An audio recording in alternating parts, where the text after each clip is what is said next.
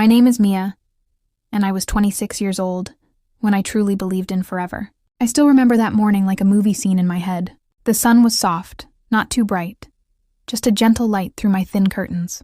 The air was quiet. No traffic noise, no loud voices, only the sound of a bird outside, my window and the soft hum of my old fridge in the kitchen. I was sitting at my small wooden table with a cup of coffee between my hands. The steam was rising slowly.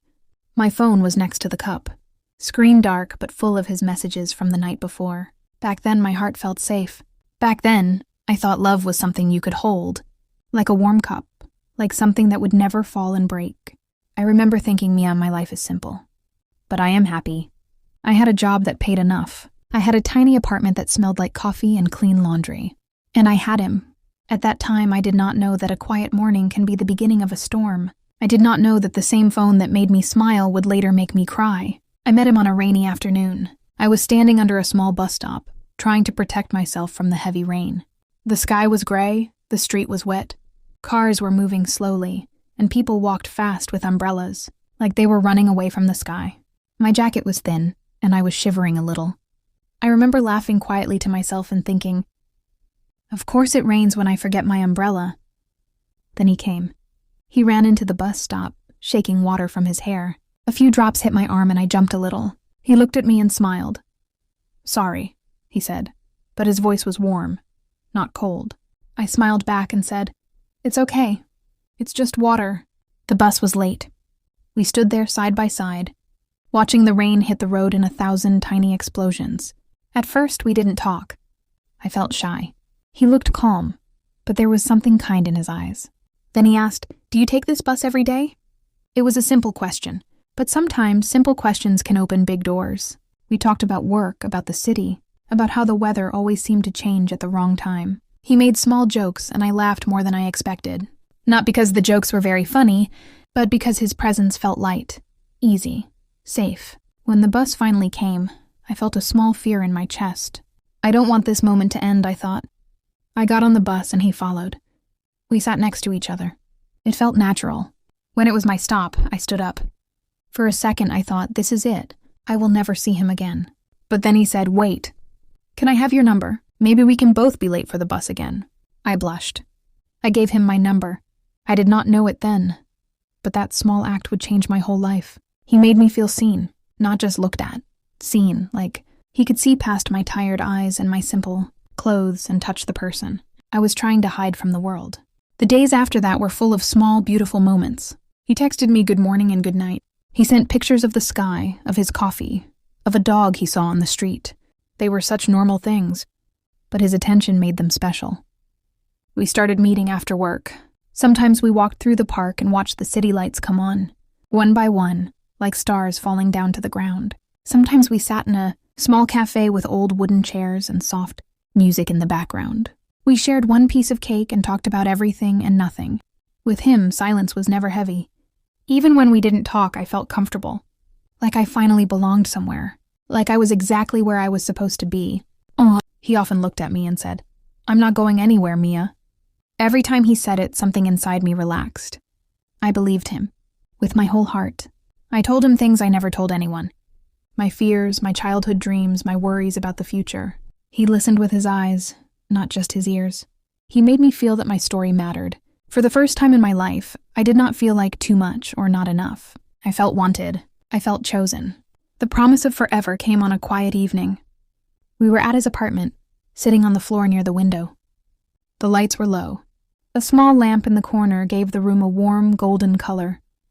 Soft music played from his phone, something slow with a piano. Outside, the city was alive. Cars moved like small lights. People walked under street lamps, and somewhere in the distance a siren cried, but inside everything felt slow and safe. He took my hand. His fingers were warm around mine. I remember how my heart beat a little faster, but not from fear. It was from happiness that almost hurt. Mia, he said quietly, I don't want this to be just something for now. I looked at him, confused. What do you mean? He smiled, that soft smile that always made my chest feel light. I mean, I want you. For a long time. Forever. He laughed a little at his own word, like he knew it was big, but he still said it. Forever is a big word, I said. half joking, half serious. "I know," he answered, "but I'm not going anywhere. I promise." He pulled me closer, and I rested my head on his shoulder. The music, the light, his voice, it all felt like a scene from a movie I never wanted to end. In that moment, I trusted him completely. I trusted that promise with the innocence of someone who has never truly been broken. But love doesn't crack all at once. Sometimes it breaks slowly in small, quiet ways.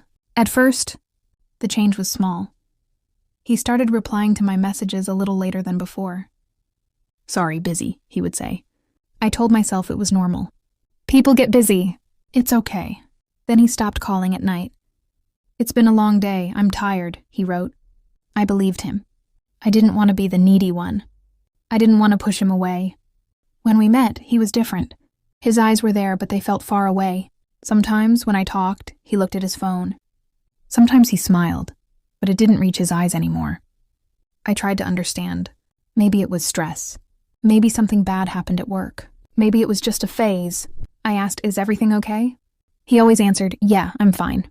Just tired." So I stayed quiet. I told myself not to overthink. But at night, lying in bed, my mind did not listen. It repeated every strange moment, every cold answer, every empty silence. I wondered, did I do something wrong? Am I boring? Too emotional? Too much? The more he pulled away, the more I blamed myself. The night everything broke was not a special date. It was just a normal Friday. We had planned to meet at our usual cafe at 7. I wore the blue dress he once said he liked. I put a little extra time into my hair. My heart felt nervous but hopeful. I thought, maybe tonight he will be like before. Maybe I'm just imagining things. I arrived early. I chose our favorite table near the window. The waiter smiled at me. "Your usual?" he asked. "Yes," I said, trying to sound calm. "And I'm waiting for someone." 7 o'clock came. He was not there. I checked my phone. No message. 10 minutes. 15. 20. I started to feel that familiar cold feeling in my stomach. I sent him a text. "Hey, are you on your way?" No answer. The cafe felt louder. The music, the people, the cups hitting the saucers. It all felt too much. I kept looking at the door every time it opened. An hour passed. I told the waiter I was leaving. I smiled to hide the sting in my chest. Outside, the night air was cold. My phone was still silent. At home, I sat on my bed and called him. 1 ring, 2 rings, 3. Then voicemail. I tried again. And again. No answer. I told myself there has to be a reason. Maybe his phone died. Maybe something happened. Maybe he will explain tomorrow. I fell asleep holding my phone in my hand, like it was a lifeline. I went to sleep with hope, but I woke up to something else. The next day there was still nothing. No call, no text, no apology, no explanation. Hours turned into days. Days turned into a quiet, heavy week. He was gone. Not just late, not just busy. Gone. I checked our old messages again and again, as if the past could explain the present. I told myself it was temporary.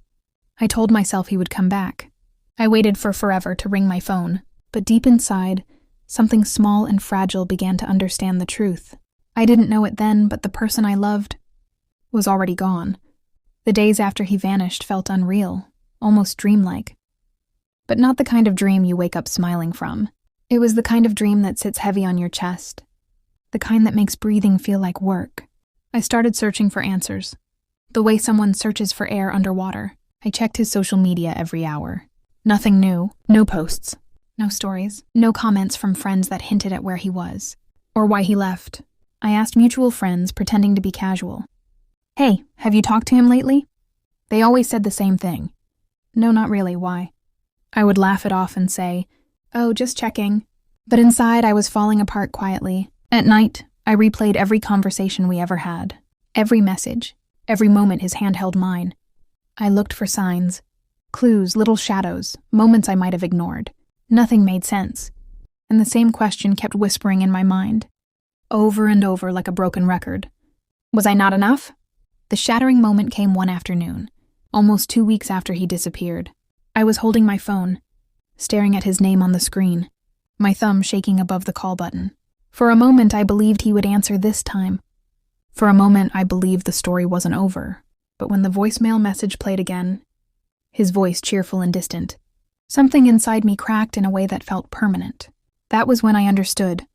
He wasn't coming back. Not with an apology. not with an explanation. Not at all. The promise of forever had become nothing more than an echo I kept chasing in an empty room. I sank onto the floor, holding my phone against my chest like it was the last piece of him I had. And the despair came heavy, slow, and deep. Then came the memory loops, the endless reruns inside my head.